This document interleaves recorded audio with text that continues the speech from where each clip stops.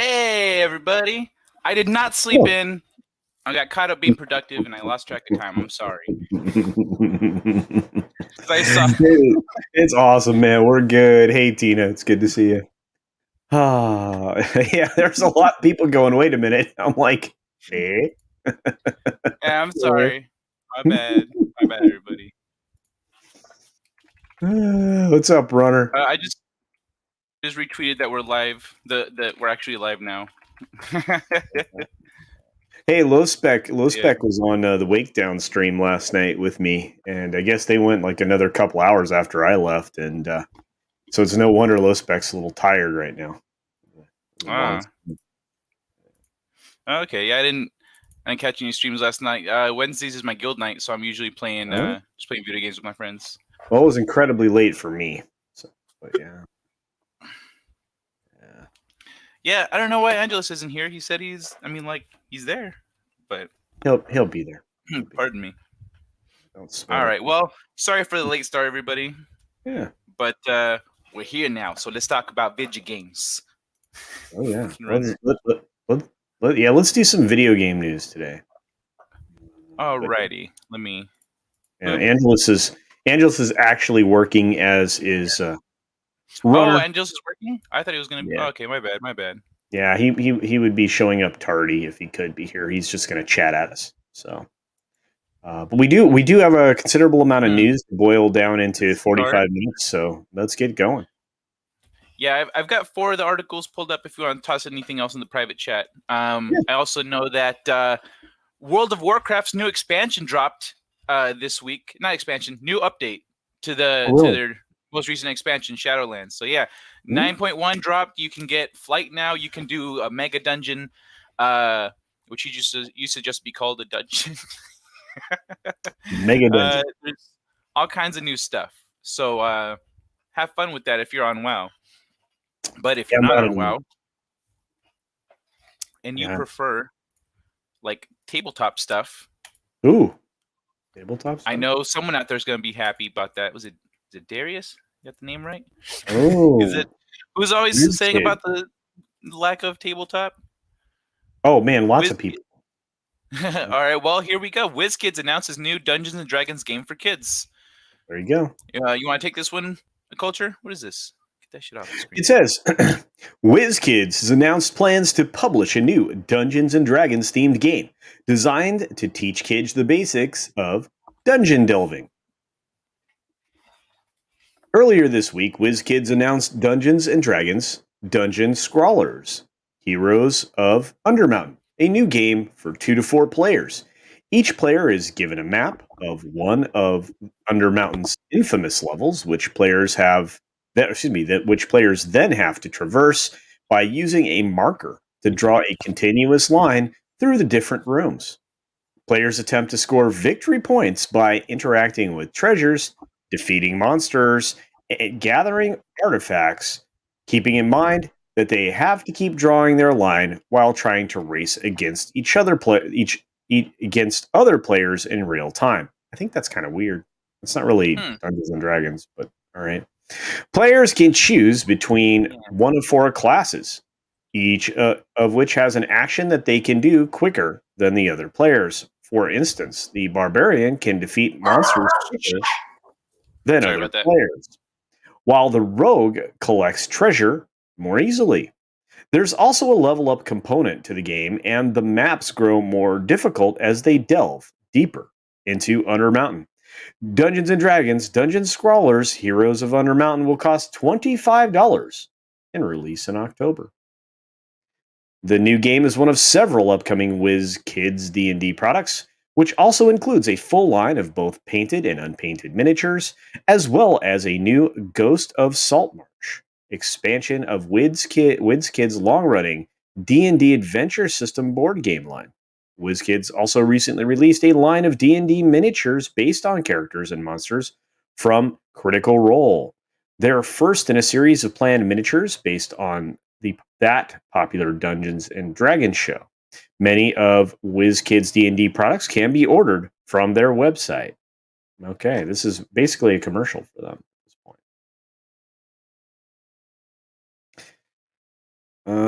So they've got a bunch coming, apparently. So we'll likely see some more D&D announcements at D&D Live, the upcoming 2-day streaming event that takes place on July 16th and 17th. That event will spotlight 2 upcoming D&D products, The Wild Beyond the Witchlight Adventure and Strixhaven Curriculum of Chaos. Campaign setting book, I guess is what that is. The streaming event will also feature several games featuring celebrities like Jack Black and Kevin Smith, both fake geeks, and WWE superstars Xavier Woods and Ember Moon. Because hey, let me tell you, there's nothing that says D&D like wrestling chicks. More details about D&D Live will be announced throughout the month. So there you go.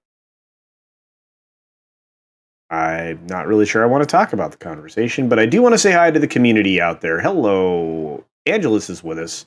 Apollo Patriot in the house. What's up, Apollo? Soul Assassin. I know Jack of all casuals is going to be getting off of work. Keely Chow was here at some point. But there you go. Competition, fine motor skills, and imagination. Works for me. Oh, absolutely, Tina Bojan. But I don't think necessarily that it's that's very D&D sounding.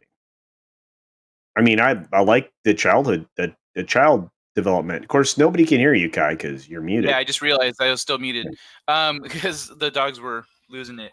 But yeah, it's like I don't know what the age group is for that though. If it's for like a really small age group, then they'll recognize that they like this games, in this settings. Except in this dungeon, this time instead of drawing your way through, you have a little piece and then build them up. Sure. So, no, again, and I don't recall seeing an age range on there. But yeah, I mean, for childhood development, sure. Mm-hmm. Again, I mean, I guess it's how you get kids into it. So this one is mostly silly, I'd say, but one of Dungeons and Dragons' most infamous monsters joins Magic: The Gathering. Do you want to take a guess at what the monster is? Or chat also? Anyone in the chat want to take a guess at what the monster is if you don't already know? Give you all a second. Oh wait, unless you can see it. Yeah, you can't see it. Never mind. Oh, I didn't even read. I was going to scroll down for the reveal. But yeah, freaking gelatinous cube. Wow. So gelatinous cube is likely one of the most iconic monsters in D&D, infamous for ability to surprise, envelop, and then disintegrate low-level adventurers in record time. Well, now you can experience that terror in Magic as well, as its signature destructive nature has been translated over in grotesque fashion. Here's a look at the card itself, as well as a special monster squad or monster manual style variant. Okay, I'm going to say immediately, I don't like this card. It's dumb. Why? You know why? So gelatinous cubes occupy a 5x5 space, or yeah, because that's the space of like in D&D, that's the space of a person, Well, and they're effective in hallways because then you have this hallway, this thing's coming at you, and you can't get around it. It's a cube. You gotta deal with it. Either that or keep backing up. And so this should have at least been a 5-5 because it's 5x5x5. It's a 4-3. What the hell is the point of the 4? When gelatinous cube enters the battlefield, exile target non-ooze creature an opponent controls until gelatinous cube leaves the battlefield.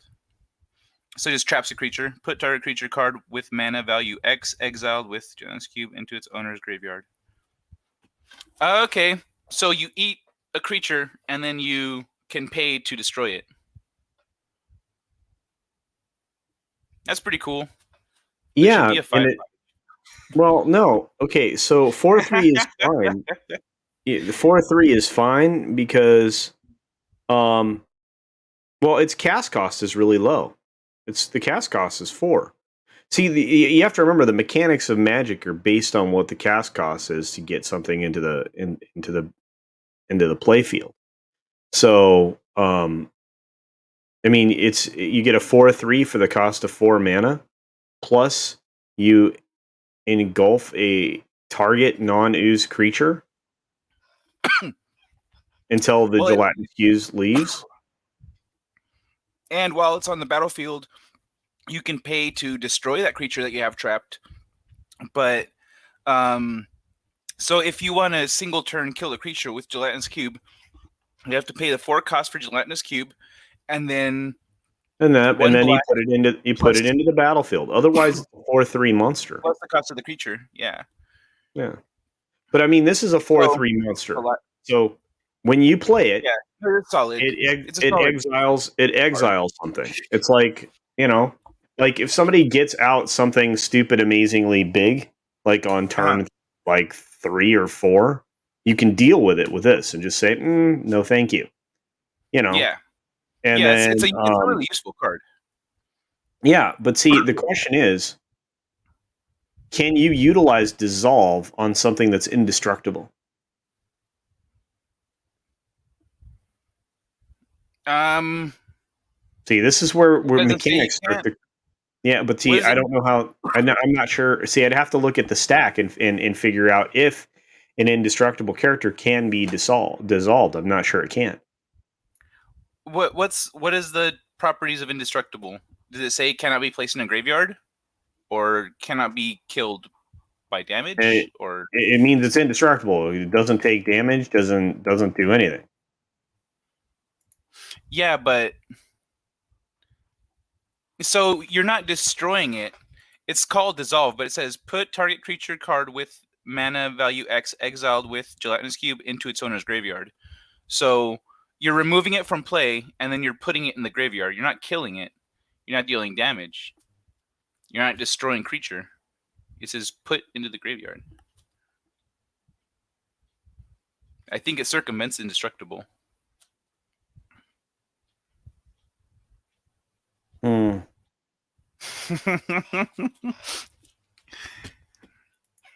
Hey Kai, culture in chat. Driving home from work, but I'll be lurking. Oh, rock and roll, Jack. Good to have you. Sorry for being late, man.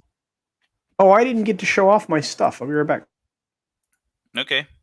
Yeah. Culture's gonna whip out his stuff in just a minute, folks. So get ready for a show. You don't know anything about D&D, but this is Magic right now. Oh, you don't know, but we were talking. It's a D&D creature.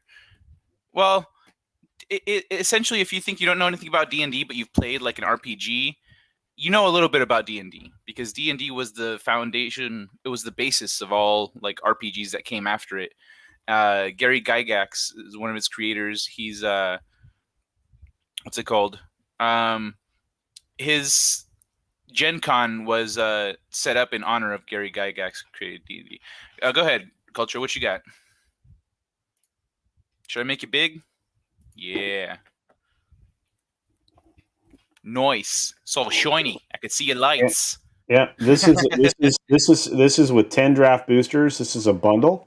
If you want to have a draft game, right? And it's got a lot of neat stuff in it, like counters and die and all that, right? And then this is a box of boosters from Strixhaven. So nice. This way I can have a couple of draft games for, a 4-player draft games, and have a lot of fun. And then when I get these D&D things, which I think release here in the next few days, I'm pretty pumped. I'm gonna try them out and see how the D&D cards work. I think it'll be fun, and I'm gonna try this Gelatinous Cube if I get it. It'll be a lot of. I think it'll be a good time. I'll be back in 1 second. I just gotta open. Oh, no problem. Let's see what the chat's saying. Let's see. Exiles. Haven't played Magic in about a decade. Yeah, I think low spec Linux laptop. I think that may be correct. You're not technically destroying it. You're just moving it to the graveyard, which honestly is just another deck, depending upon what kind of mechanics you have in play, because you can always pull stuff out of your graveyard. But it's interesting. Yeah, I'm pretty sure that one circumvents the thingy. Yeah. Well, anyway, so hopefully I get a chance to play. Hopefully I get a chance to play Magic with Mandy and Trace XL, because I have the cards to do it. So it'll be a lot of fun. Anyway, go ahead. Oh, rock and roll, man. This is what we forgot.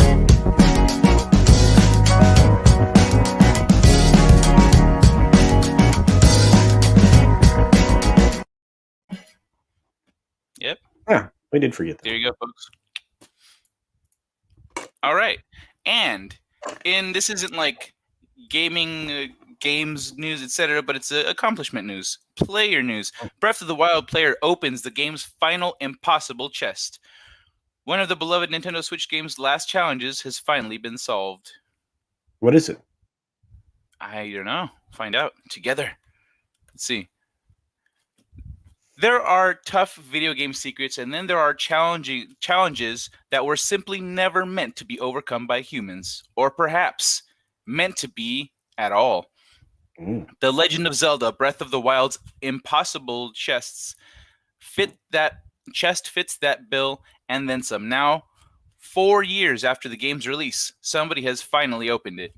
The chest in question is located at the game's Eris Beach location, or rather, under it. According to Breath of the Wild community leader SwiftV22, this is this is the last remaining impossible chest that the community has been trying for. It will only spawn if you get within 60 meters of it, but it will immediately begin sinking and despawn 18 seconds later. Players have known the chest's existence for a while, and they'd even found ways to clip underneath it and create platforms using Link's Cryonis freezing power. Yeah, I said that right. But none of that meant anything if the chest just fell and despawned. The player who managed the feat, YouTuber goes by the handle Cleric, came at the chest from even lower than 60 meters underground. It took him over 5 real minutes just to fall far enough to get through a thick water layer, at which point he was then able to swim through the game world at high speeds despite not actually being able to see Link with the game's camera. He sped to the chest and exhausted his stamina just in time to fall out of the water and onto the perfectly placed Cryonis block.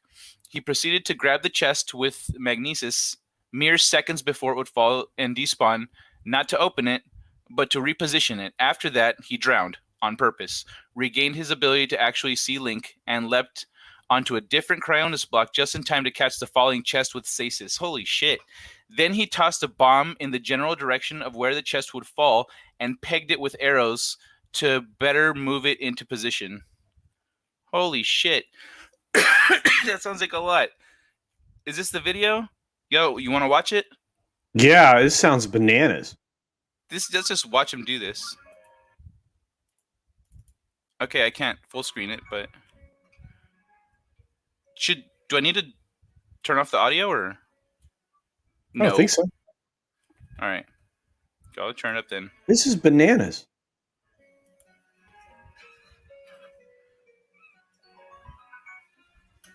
So these are the other impossible chests, I guess, that he's opened.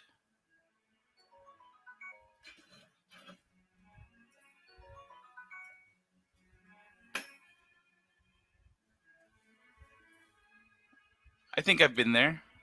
Yeah, I recognize this beach. I didn't know there was a chest right here. Okay, so he's trying to use clipping. It's 80 meters below. What the hell? Okay, so let's watch him do it. Oh man, no, we don't want context. We just want to watch you do it.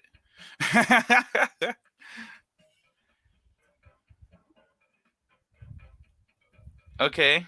Oh, Jack says turn off the audio. Okay. Good. Okay, thanks, Jack. Let me see. I gotta pull up a thing. It's odd because this video is by this guy is on YouTube. Yeah. So I imagine his see. video is still up. His video's on YouTube. Well, then again, that still has happened before. Been full month of theory craft. Dang. Okay, he's giving credit to. Let me think of a username. Yes, without further ado, 2 minutes in. All right. Okay, no, we don't need to see that. Oh, wait. Let's back up here. Okay, so you need stamina. Or clipping. Oh, so he uses like a glitch to clip underground.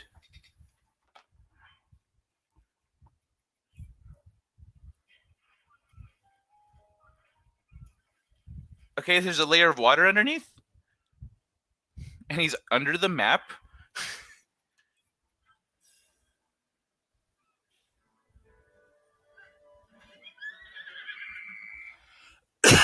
Hold on. How much do you want to bet?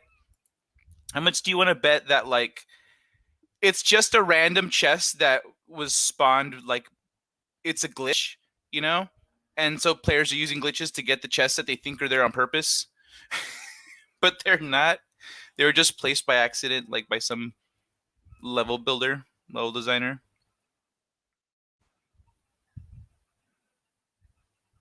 Okay.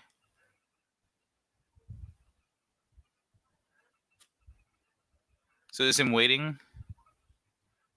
I forgot why he had to wait. Oh, oh that's right, because he had to wait for Link to fall.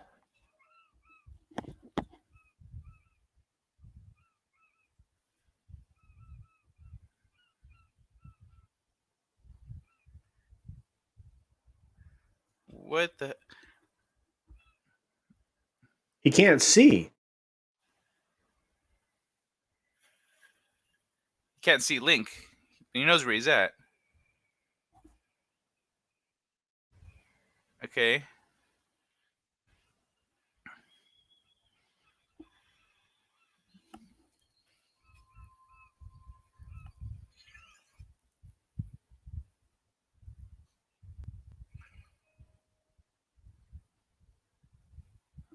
Okay.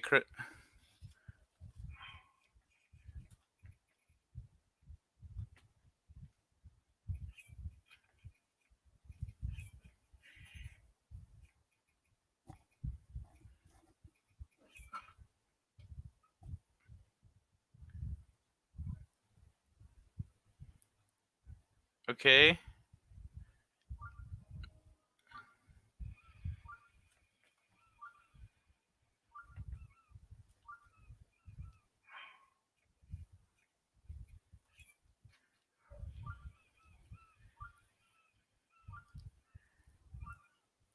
Okay, so he eats the stamina chest, the stamina fruit to lose his stamina.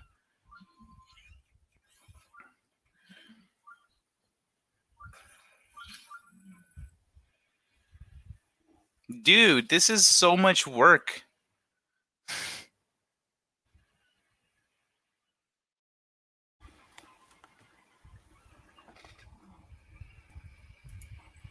Watch him do it. Phrasing.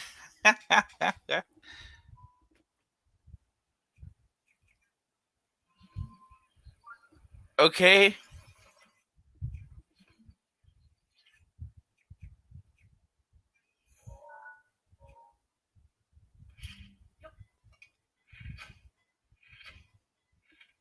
Okay.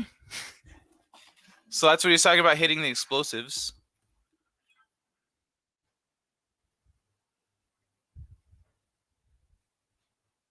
View a memory in the middle of it all?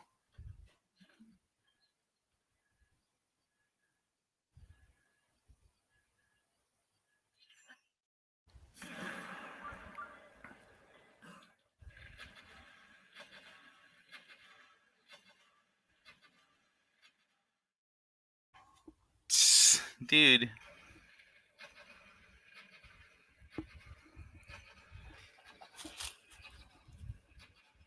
Shoot the chest around 30 times.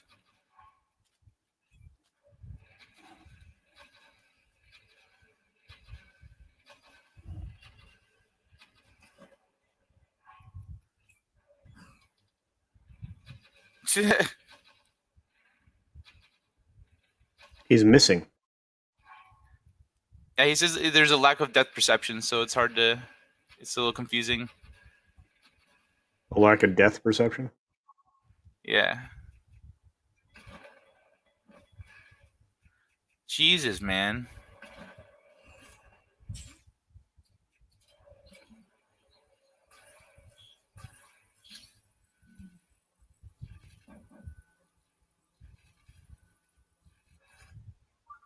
Holy hell. Amber? All for Amber.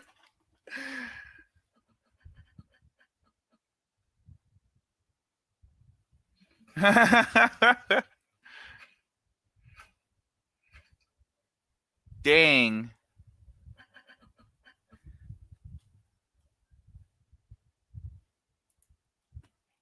Okay. Damn. That was nuts, man.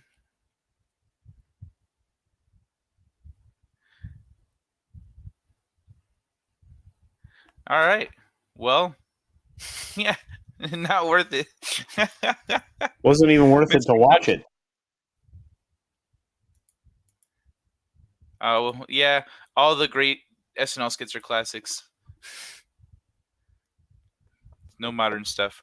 Why do we climb the highest mountain? Why do we explore the deepest oceans? We do them not because they're easy, but because they're hard. They're hard. Yep. Nice. Yep. And that thought process is absent from some people nowadays, let me tell you. Yeah. But still, all that for a piece of amber. Anyway. Oh my god! But to that, accomplishment of doing that's badass. But fuck, man. I swear to God, it's just some level designer was just building and it just accidentally clicked it. It's like, whatever. You don't know that. I mean, maybe it was originally intended to be one of the chests that you caught when you were on your glider. You threw it and you hit a cryosis and landed your glider on right at the chest.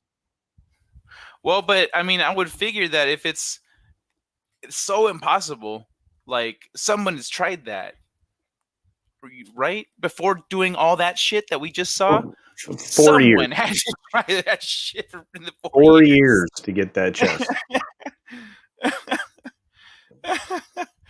That's what prostitutes say. Actually, prostitutes would say we do them because they pay. Something like that. Anyway, how's it going? How's it going? Yeah. It's going good. It's going good. So, you know how video games are good for our brains? They are. Well, I guess this counts as news. But yeah. Virtual reality boosts brain rhythms crucial for neuroplasticity, learning, and memory. Okay. There we go. And leading the charge into virtual reality is video games. So yeah, this is us. That's why I see the connection between games and what's it called. Enhances theta and eta waves in the hippocampus, improving memory, learning, and neuroplasticity. That's awesome. Cool. You want to take this one? Or you want me to take it? I can read it. Give me 2 seconds to get to the right tab. Pardon. I have a small problem. I am locked up in the images screen. That's weird. See? Real-time problems. Real-time problems with the Gaming Lounge. If you're looking for real-time, isn't that what Bill Maher's show is called? Real-time something something? I don't know, but I do know this. Neuroscience from news.com or neurosciencenews.com, perhaps. Maybe that's what. Anyway. A new discovery in rats shows that the brain responds differently in immersive virtual reality environments versus the real world. The finding could help scientists understand how the brain brings together sensory information from different sources to create a cohesive picture of the world around us.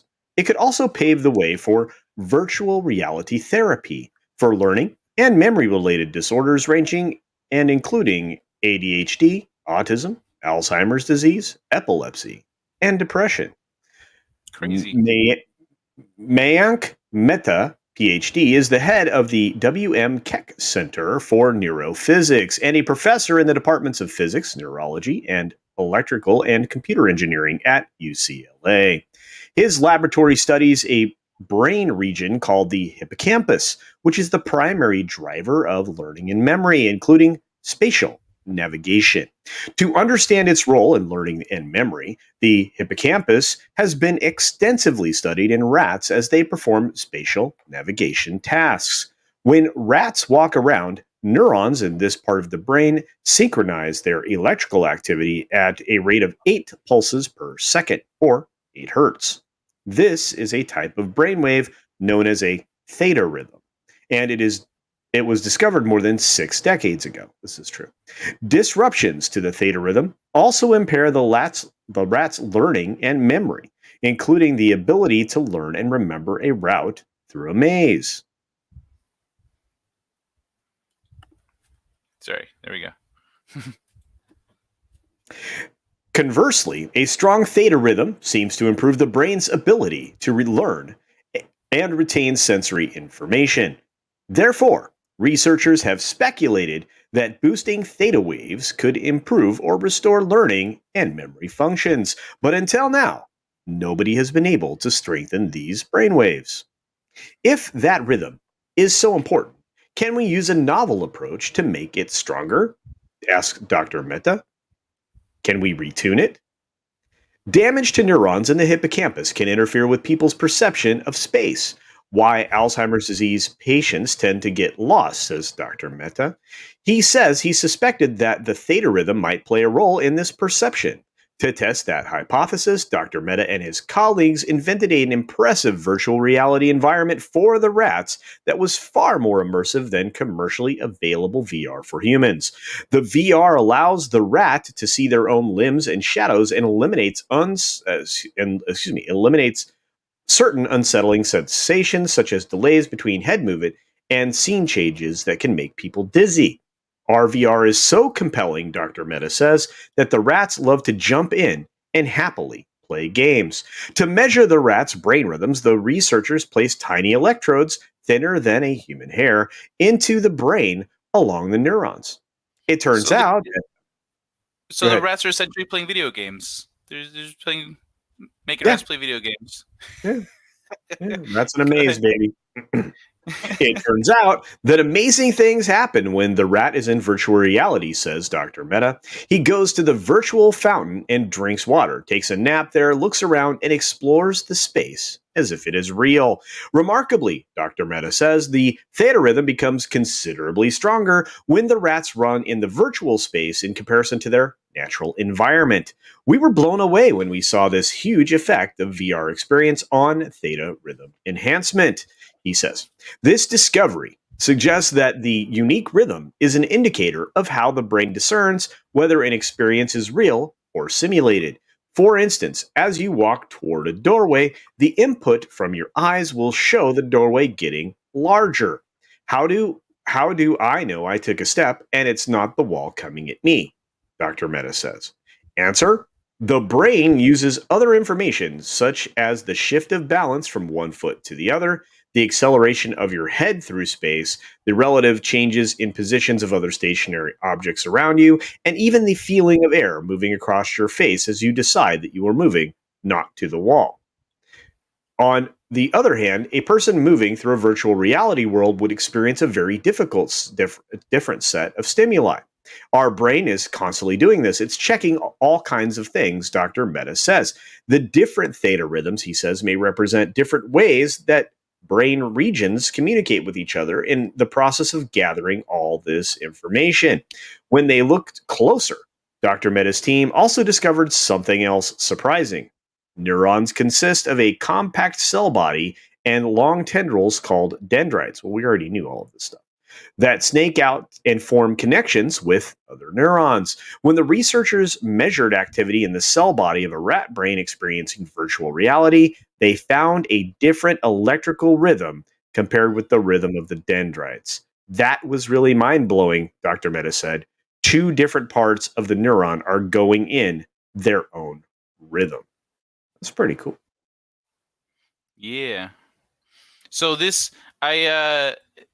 virtual reality is now at a point where it can be studied easily for, a scientist's budget, because they've been, we've been advancing that technology in gaming space. And the cost is cheap, yeah. And of course, obviously, rats I've been studying VR training for the last 15 years. It's a fascinating field. Tina, it's an Oh, cool. amazing thing. You know, I've played a lot with AR and with VR, and it's pretty amazing. But anyway, let's finish it up real quickly. The researchers dubbed this never before seen rhythm ETA. It turned out this rhythm was not limited to the virtual reality environment with extremely precise electrode placement. The researchers were able to detect the new rhythm in rats walking around in real environment. Being in VR, however, strengthened the ETA rhythm, something no other study in the past 60 years has been able to do so strongly, either using pharmacological tools or otherwise, according to Dr. Mehta. Previous studies have shown that the precise frequency of the rhythm makes a big difference in neuroplasticity. He says, just as the precise pitch of a musical instrument is critical for creating the right melody. This opens up an unprecedented opportunity to design VR therapy that can retune and boost brain rhythms, and as a way to treat learning and memory disorders. This is a new technology that has a tremendous potential, he says. We have we have entered new territory. Dang. Yeah, man. That's And badass. there were clearly some white papers at the bottom of the story too, guys. So if you want to go into more scientific information, the links are there. Yep. It's the abstract. They have the abstract. Yeah. You just read this. This is the traditional way of saying TLDR. That's true. Dude, yeah, man, that's some cool shit.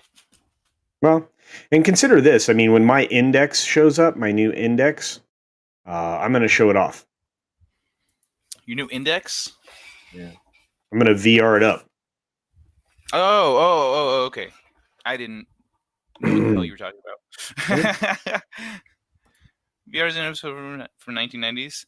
Yeah, it's been around, but like, Not like it's this. I been. mean, interestingly enough, Larry, you say that, and you can actually see the kid in Disney World in Carousel of Progress using a VR headset, and that hadn't been updated in about 20 years or more, maybe more than that now.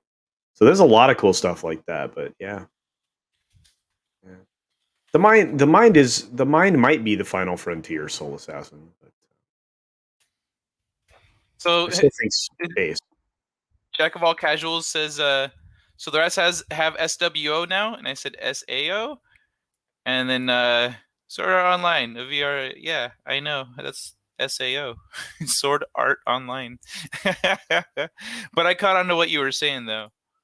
And yeah, we've like VR on TV He's back then driving. wasn't what VR was actually capable of. Jack is driving. Give him a break. Oh yeah, you're driving. What are you doing, man? Why are you even typing? You're No, supposed to be lurking. it might Promise. be voice. It might be voice to text. Oh, that's right. Technology. Technology. The mind, the final frontier. Well, the mind is a terrible thing to taste. I think we can already like photograph and record dreams and stuff, though, right? Isn't that where we're at? We can actually watch someone sleeping and like see what they're seeing. It is minuscule, but that's where we've seen. That's where most of the money has been to develop the technology. So it's now at a point where you can buy a headset and all this stuff for not that much. For like $1,000, you have like a whole setup. Back in the day, it was not, and it was not as refined. Like the controls weren't refined. There wasn't technology really made to specifically make stuff for VR. Like now with gaming, we've got Unreal. We have other engines that we use to help us make things for virtual reality. Like in terms of tools that we have available and the progress of the technology itself, like we've come a long way, and most of that was in our realm of the world. Excuse me. The development software is truly amazing too. Even the least technical of our instructional designers have been able to develop VR and AR lessons. Oh, that's badass. Don't voice and drive, you maniac. Soul assassin. Listener, I'm thinking of that movie Limitless, where the guy takes a super brain serum. Have you seen that one, Culture? I love that. Yeah, I love that, and it's not very well received, but I do love that film with Bradley Cooper. Yeah, I've heard of it, but never watched it. Yeah. Is it good? Well, I mean, define good. That's good. Brainstorm. I enjoyed it. All right. Cool. I enjoyed it. Brainstorm, is that the name of the program of one of the VR programs? Low spec? Either that or it's like pretty solid name for a nerd band. It is pretty good. Pretty cool anyway. We are Brainstorm. This is our song, Superman is King. Are you okay? Oh, God, dude. My fucking tattoo is itchy. Oh, did you get a new tat? Who knew? It's my first one. My guild and I all got, not all of us got it. Some of us are going to get it later. But like 5 of us got one this weekend. And so mine's right here. Yeah. I'll show it off when the plastic is off. Yeah. Oh, movie? Yeah, Limitless. 1983. Okay. Oh, Brainstorm. Oh, it's a movie. Oh, okay. 1983. I was still a sexy little baby. And Lawnmower I wasn't born yet. I wasn't alive. Man. My bad. Lawnmower Man? What about Lawnmower Man? It was. Did not watch the movie. Brainstorm. It does sound like about? Look it up. Okay. That's a nerd metal band that should have been. Brainstorm. No. 1983.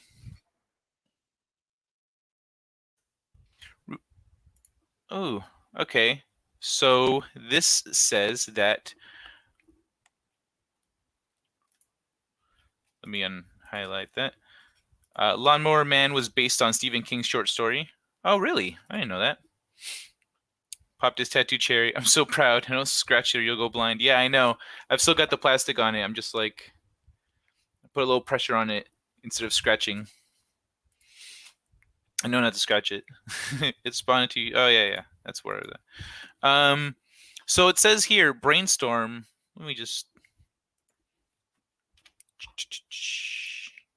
Because I unshared my screen, so pull it back up. Brainstorm? Is this it right here? Researchers develop a system where they can jump into people's minds, but when people involved bring their personal problems into the equation, it becomes dangerous, perhaps deadly. Oh, that does sound cool. You're bringing your personal problems into someone else's brain? I kind of want to watch the trailer, but... We want to party. We want to party. If classic zombies ate brains, why didn't they ever get smart? Because only stupid people would walk up to the zombies, be like, "Hey, buddy, are you okay?" It's true. But can it run Doom? Good question. Dude, I love those people that like just try to get Doom to run on. Someone got Doom to run on a tampon, I think, or a pregnancy test or some shit. Yeah, pregnancy test. Yeah, that makes sense. Yeah, pregnancy test. You can have a real piloting problem. All the VR news is making me think we're getting near to Ready Player One VR. Yeah, definitely in our lifetimes we're gonna get there. In fact, people from our generation are the architects of all that in that book. So, like, we're on track. It's not necessarily a good thing, but no. You're definitely going to ruin the world. So yeah, me and people like me. Yeah, I just said that. Games. Well, enjoy it while it lasts. Pretty Yeah. soon. But then again, once it doesn't last, then you can all escape into the virtual reality world that we've made for you. Yay! PS5 and GTX 3000 series cards are still near impossible to get. Don't you have one of those, Culture? What do I have? Don't you have a GTX 3000 or something? Oh yeah, I've got a 3080. How'd you manage that? How'd you swing that shit? Bought an Glinzer wants awesome one. system. Who does? Glinzer, sorry, Glinzer. Oh well, Cleanser should get one then. I'm all for that.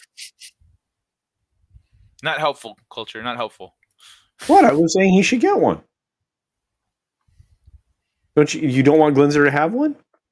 I say he said they're impossible to get. I asked you how you got one, where'd you get one, etc. You're like, oh yeah, good luck, Glinzer. A jerk. I didn't say that. I said that's not what I said. I said get one. Hey, Culture, you got any tips? You got one of these 3000s, right? You got any tips? Yeah, I got a tip for you. Good luck, you jabroni. I don't think I actually said it that way. Oh, Jesus, Culture. What a jerk.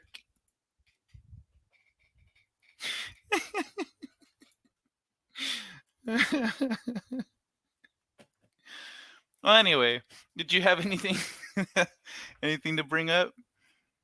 Because I remember there was more that happened. I just don't have all the links to everything. Well, and the problem is we started so late that I mean we're running into my other shows I'm supposed to be on. So. Oh yeah, we could hop over. It's already 4:00. Shit. Yeah. So. Well, seeing as that's all we've got right now, I guess. Go play some World of Warcraft. I blame. I blame Kai. I blame Kai. It was my fault. I was late. Sorry. But shit, we're done either way. And I guess if Runner and Angelus were never gonna make it anyway, then it's fine. It's just the two of us did fine. We did fine. Let's go bug Justin. We killed this shit. I think we did good. It was like a slam dunk and a turducken. It's like a slam dunk and a slam dunk. Plus, I got to practice my reading skills. Yeah, which you need to work on. Like apparently. Oh yeah, I put the wrong one. Oh well. All right, y'all. It's been fun. Here's a random because we gotta.